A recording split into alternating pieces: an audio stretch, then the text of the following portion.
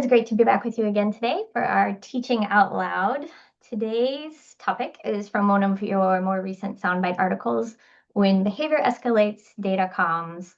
And I really like this one as a data nerd. And I invented a word for this particular one, which is validated, which is where you feel the calm sense of being seen by seeing numbers that actually reflect the reality of your situation. Yeah, I like that validata thing. I think that's a real thing. You were right about when behavior escalates, teachers often feel emotionally flooded in the moment. And this idea of, it makes sense. Cortisol's rushing through our brain. We're stressed out. We can't, always make the best decisions when we're stressed. And so we have to think about what that looks like. How does having objective, real-time data change the way a teacher experiences those moments, both in the moment and then sort of afterward in reflection as well? Well, before we had the kind of data that Socrate provides, when you had an escalation in your class or an interaction with student that, escalated, you would find yourself questioning everything that happened. You didn't have a clear recollection of what happened. You usually kind of remember the last moments of it, but it's very hard to remember where it started or how it escalated and so you find yourself kind of like just second guessing everything. And then the student has their own point of view, what they remember, right? And neither of us is wrong remembering what we remember. Our brains just don't remember everything, right? Mm-hmm. But it can really make teachers feel gaslit sometimes. Students naturally default to, I didn't do it, it wasn't me. Like, I remember one semester I had a student who said it so often, I started calling him, I didn't do it, it wasn't me. Because it wouldn't matter what it was. Like, even if there were 27 witnesses that he had done it, he'd say, I didn't do it, it wasn't me. Mm-hmm. Right. And that can start to make you feel like you might be going nuts.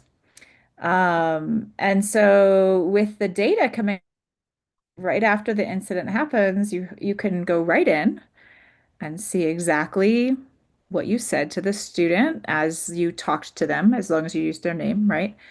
And so if you've been like calmly warning them, as we usually do, multiple times, correcting them, nudging them to better behavior, praising them for the good behavior, that's all there, right? And so when you finally get to the escalation in that class, you're like, oh, I did everything I was supposed to do. Like, Right. which means you can actually just kind of be like, okay, well, I mean, you could reflect. Sometimes I'll see a comment, I'll be like, ah, I could probably have phrased that differently. That might have helped, right? Like, we don't always get it 100% right, right? Mm-hmm. And so you have the chance to see what you said, to reflect on what you would change, and to let it go. And the letting it go is hugely important Mm-hmm. because as teachers, we have to be able to walk into class the next day with a forgiveness about the previous day that lets a child try again, Oh, right? yeah, that's huge. And it's really hard to do that when you're still second guessing yourself, when you're doubting what actually happened, when you're right. And something about having the data there just creates this sense of calmness that, like, the data was there on Monday, the data was there on Tuesday, the data was there on Wednesday. Like, if I need to escalate this to a parent or a principal or Mm-hmm. somebody else, I have a record of exactly what happened. And I don't have to be keeping. It's also super tough. I think the other thing that happens is that when you start to have an issue with a student that you think might escalate, Mm-hmm. kind of have to start doing a CYA where you write down what Yeah. happens every day, right? Which means at the end of your day, when you're completely exhausted, you're now trying to write down a record of behavior for any student you have that with. Just in case. So you're like reliving the worst parts of your day at the end of your day, right? That's no good for teacher like mental health, right? The best thing we can do for teacher mental health is let you walk out of the classroom at the end of the day without any of that, without reliving any of your day, especially not the bad parts of your day. Like if I'm going to give you something to relive, I'd rather give you the great parts of your day to Right. relive, right?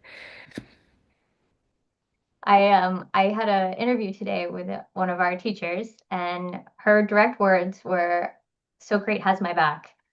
because she had to show something to her principal because the principal was questioning something that went down in class. And she's like, look, it's all right here. And she's like, the data had my back. So that was verbatim her words of like feeling that calm and that sense of like knowing it was all there, knowing it was tracked, and so that she could just focus on the teaching and not have to think about it. It's Um, interesting because, we've been using Socrate at my school now for since September or mhm, August. And the students know we're using it, of course. And so they even know that the data, like that's an accurate mhm, record, right?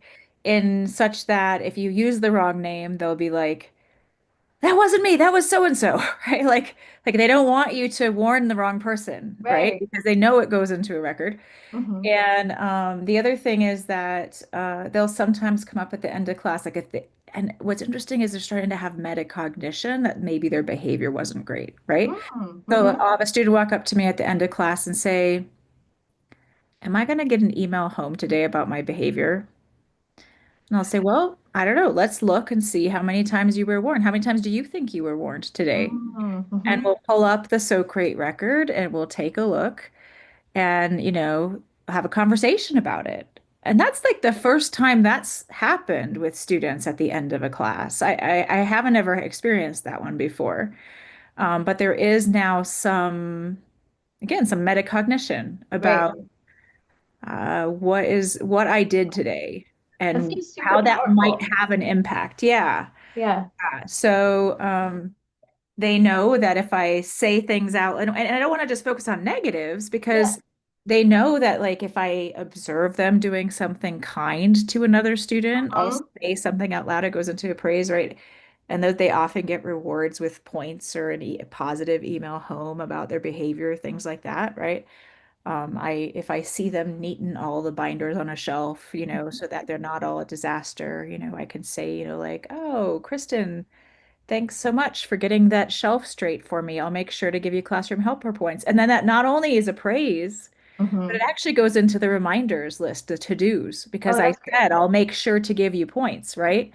And so saying anything like that puts it on the reminders to-do list. And that's really powerful too, because my gosh, like there are so many to-dos in a teacher's life at the end of the day.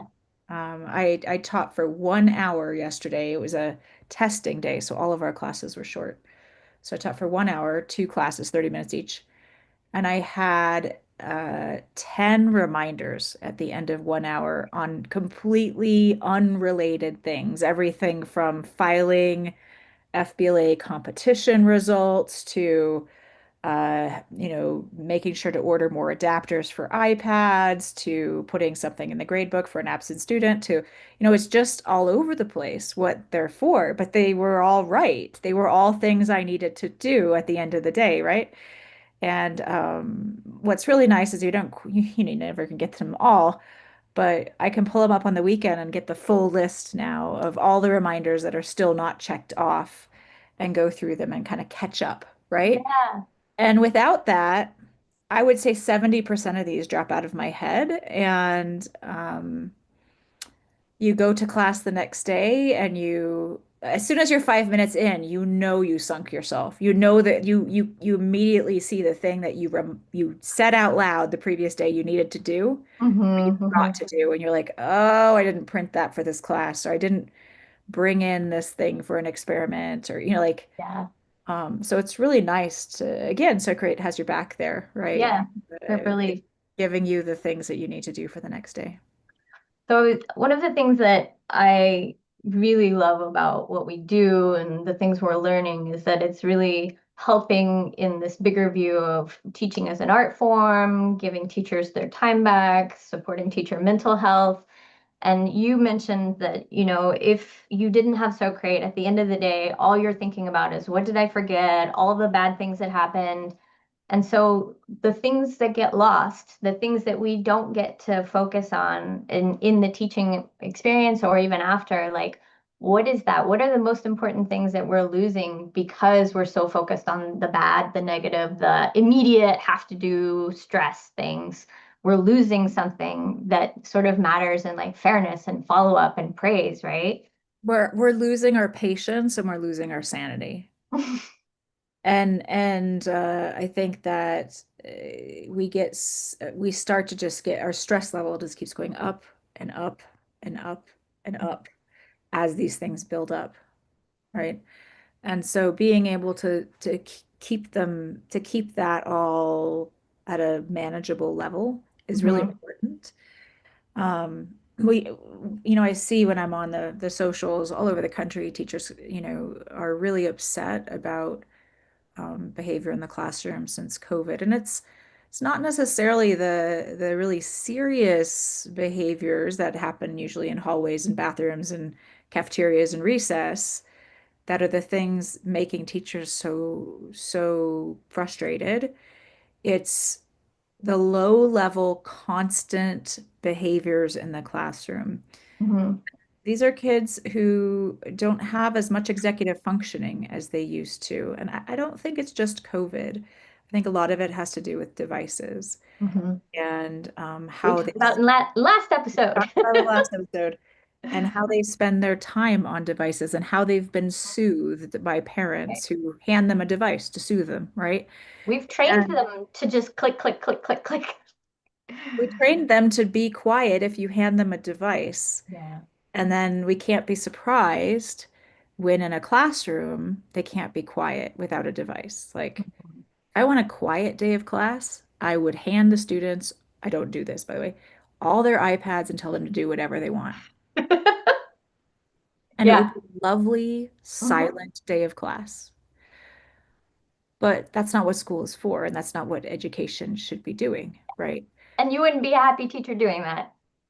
No, and the problem is like in a perfect world, you could hand them all the device and say, now learn on that device. But even with Hmm. adults, that's incredibly difficult. Right. And I'll just ask, those of you who are watching this to reflect on the last time you had to do compliance training. And when the last time you had to watch that FERPA video or that bloodborne pathogens video, Hmm. were you paying attention while that video played, or were you doing something else, right? It is not actually that easy to make yourself sit and pay attention and learn. And Hmm. these are children we're talking about, and they do have poor executive functioning skills now because of the distractions of the world around them. Yeah. And Yeah. so that's what's causing this like behavior issue in classrooms, right? I feel pretty strongly, but that's what's doing it. Yeah. And so, it's not fair either to put it all on the teacher and say, like, well, if you just had better strategies, it would all go away. What, we just magically make lack of executive functioning, lack of self-soothing, lack of self-entertaining go away by a good classroom practice? No. That doesn't work that way, right? We work on it over time. It's like a daily thing we're having to teach. Yeah. And being able to keep track of that data as it happens is just really important for like being able to follow up, being able to give a consequence for something you said you were going to give a consequence for, Hmm. right? And trying to track it all in your head is just, it's just not possible. Too much. It's too much. One powerful idea in the article you have is that data can actually de-escalate conflict with students and families and building a relationship through communications. And can you share an example of that? Maybe Yeah. with conversations you've had? So one thing that teachers can do is they can proactively send praise emails Hmm. to parents, right? And that sets up a more positive relationship from the beginning so that the teacher, the parent knows it's not just going to be negative things, right? And if I've had to send a note to the parents or call the parent about something negative, I try to pay really close attention to whether that child has had a positive interaction in the next couple of weeks that I can also send to say like, hey, just Hmm. wanted you to know, Jason had a fantastic day today, and here's all the details, right? Um, the other thing I think that sets up a much better relationship, it's kind of like the tale of two emails. The pre-Socrate email would have been like, uh, gotta think of a name of a student I don't have right now. Bob, we'll just go with Bob. or Bobby, maybe a girl. I might have said like, I'm really having trouble with Bobby disrupting class. I'd like you to talk to her about it, thanks.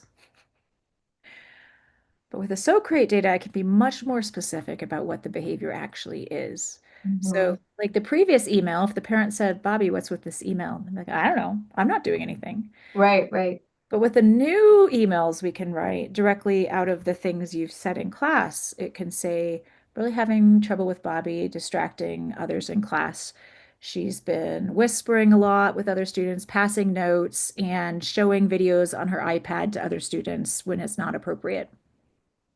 Well, now those are very concrete things for the parent to talk to the child about, right? It's not a random call out with no details, Hmm. a very specific list of details. And I think the parents really appreciate having that. I think it leads to a different conversation. It's much harder for the child to say, "Oh, I didn't do that." Hmm. I think also there's so much about what it actually looks and feels like to be in a classroom. It's hard for people who haven't been in a classroom in a long time to really know that. And so parents of these students haven't been in a classroom in 20, 30 years maybe, and their concept of what distraction actually looks like is so different now, right? That seems like that level of detail of being able to provide them that feedback helps them coach their own kids better, and you're building that relationship with them, and then they trust you because you're being more explicit and detailed. Yeah.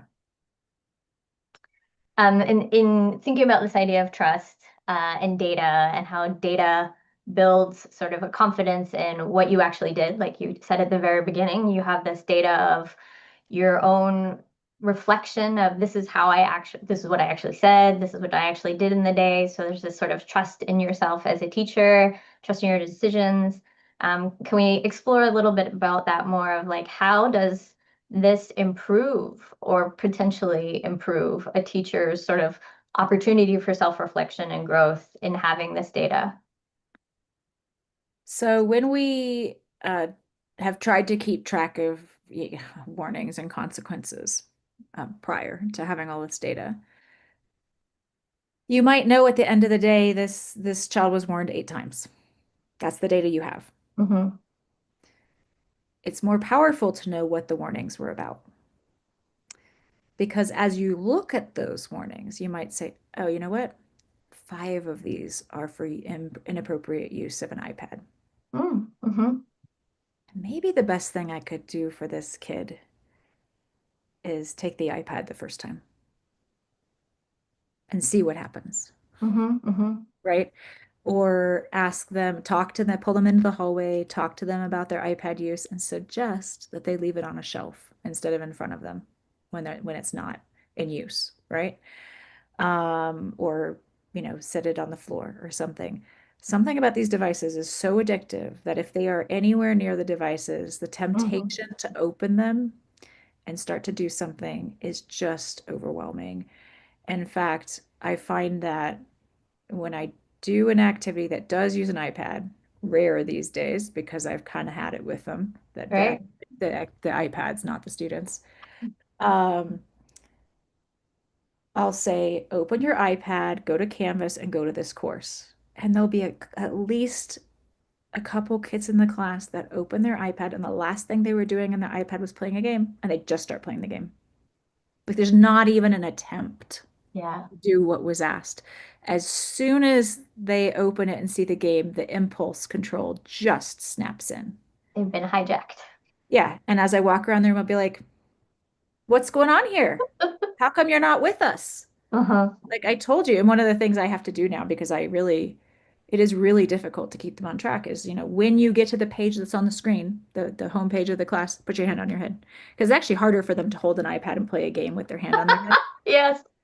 And so, That's a great hack, by the way. yeah. And so I can tell right away who's not paying attention because their hand isn't on their head, right? Hmm. So then I know exactly who to talk to as I walk around.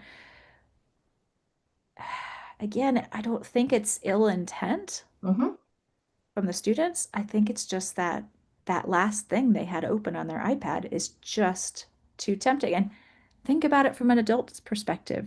How many times have you come back to your computer intending to do one thing, Yeah, yeah. but the thing that was open on your computer sucked you into doing something else, right? Frequently. I am very familiar with It's not like we don't fall for the same thing on our Yeah. phones, on our computers, right? Hmm. We do. And these are children who may have stunted executive functioning because of the way they've been raised. Hmm. And, we are having to do a lot of class correction as a result. Oh, yeah, yeah. I know the screen addiction is real and challenging. I want to zoom out a little bit and talk about how this might look at a school setting and not just on an individual teacher level, but how data can be used sort of across a school in terms of school community building, relationship building, but also I've had some conversations where the idea of like a principal just can't be in every room observing everything all the time. That's just not possible. And so great data allows them to get information that the teachers are sharing willingly from each of their classrooms and know what's actually happening, know what class activities are going across. And have you seen some of that in your experience with your school? Yeah, yeah. I mean, it's fairly common practice if there's a problem with a child for a principal or an AP to send out a note that says, "Hey, what are you all experiencing with this child in Hmm. the classroom?" And then the teachers respond um, with, whatever they can remember. Well, with the data that we have, it's more powerful because you can really go back and look at it. We don't remember the data on 120 kids off the top of our head, right? It's very easy to mix kids up in your mind. It's very easy to mix weeks up when things happened. And so it's just like the quality of the data is so much better in what we're sharing, and it's a more realistic picture of what's really going on. One of the teachers I spoke to, the word she used was it's so unbiased, and that she really loved that she could show it to her principal, she could show it to a parent, and she felt absolutely confident that there was not going to be any judgment coming at her for what she was showing because of the way that it documented everything. And that sense of like her own confidence of I feel safe with this. So great's got my back, right? The data is right there. I don't have to do all this like explaining around things. Like it's just right here for me. That seems to be such a powerful tool Yeah. Well, I in mean, not in just like life. in the particular case that I wrote about, it was 12 warnings to an escalation in a single class, right? And Mhm. I had no issue, I had no worries just copying the data log for that particular student and sending it to the people who were going to deal with it. Because it was, that it was an unbiased recollection of what I said. Okay, we don't, it is voice to text, so occasionally a word is a little bit muddled, but like everybody knows what voice to text is like, and the gist is all there, the Mhm. exact speech most of the time, almost all the time. And I just sent the full record and said, this is how it escalated. Mhm. That's great.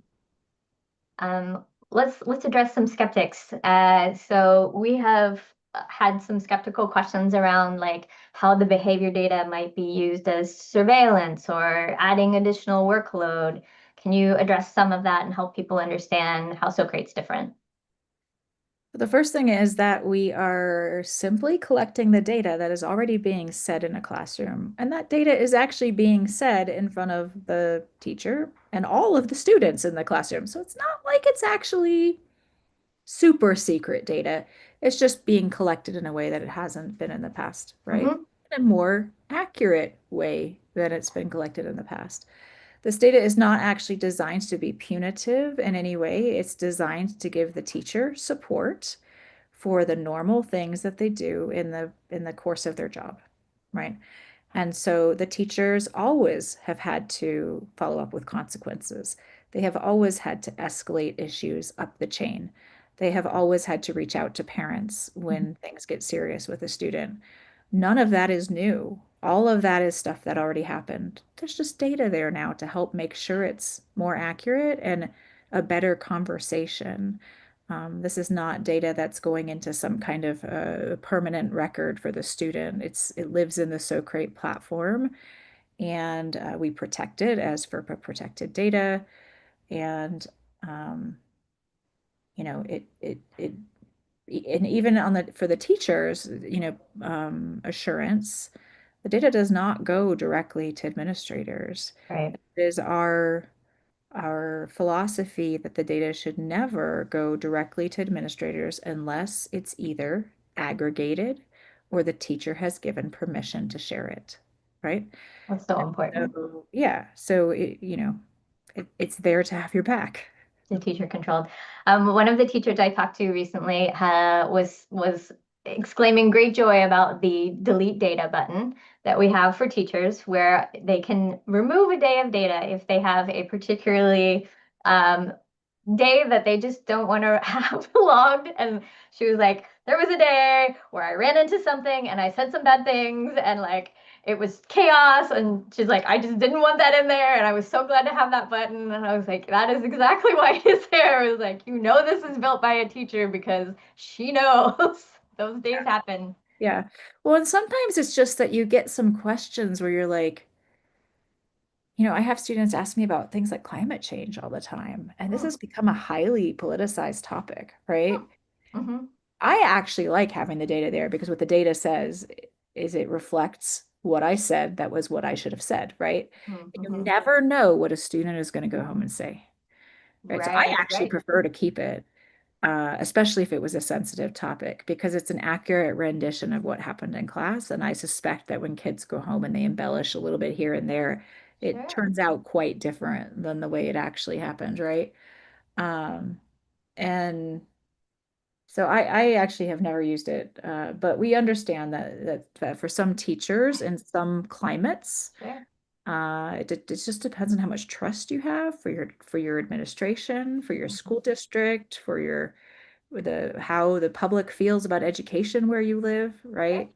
And so there are things that are, discuss if you're a history teacher discussing what happened on January 6th, this is now highly contested. And you might not want to keep that record. We Yeah. get that. Yeah, all eyes on how we teach and what we teach now. It makes sense, and it seems like a really great safety net to have a record like what Socrate makes to share. This is Yeah. exactly what we said, and If this you're a is teacher, exactly how it happened. if you're a teacher doing your job, I don't think anything that we do should scare you. Mhm. In fact, even on that day where you finally lose it with a student, if you patiently warned them about their behavior over the previous 30 days, that Mhm. record is there.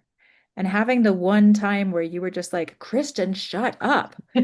Like you could show 100 How it polite, escalated, yeah. calm warnings first, right? Hmm. That's just not something we've had before. And Right. I think it really helps to see the full record of what actually happened. I don't think the public understands as much as they should just how squirrely the kids are now and just how hard it is Yeah. to control that many kids in a classroom. Any individual child or set of five would be fine. Hmm.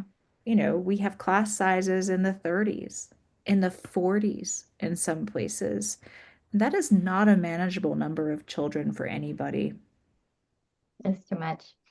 Well, I would like to end on a future positive note of this data we're collecting, we're just over a year old, and our teachers are starting to see tracking of patterns. And so, future thinking, what kinds of things can we start to imagine that we might be able to do with this type of data collection, even just as the data is now, but the patterns over time that we could maybe use to what can we do with it? Yeah, just like future thinking, not So committing to any features. yeah, so we are actually releasing in the next couple weeks a new feature. It's our first insights feature, Mm, and it's going to tell a teacher like who had great behavior all week. So on a Friday, you'll see this, and it'll just say like, "Hey, here's your list of students who had great behavior all week if you want to do something nice for them," right?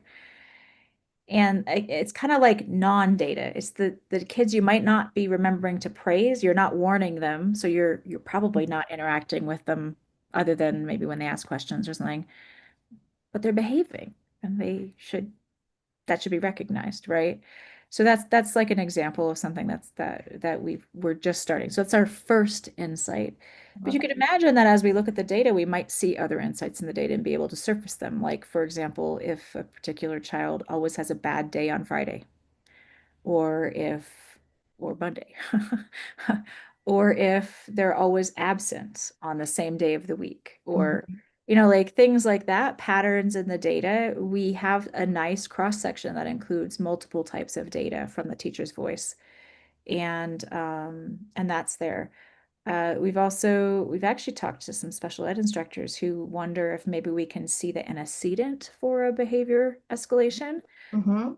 in the data. And so like That's that's great. actually very difficult for a teacher to remember like what caused this. But if you Mhm. back up and what they said over that day of class, you might be able to find it like before the first warning or as the warnings were escalating, what was going on in the class. Are there Mhm. patterns from one day to another as that escalation happens? It's always after a video. It's always when the iPads come out. It's always when like things like that might be more, those patterns might be more findable by AI, right?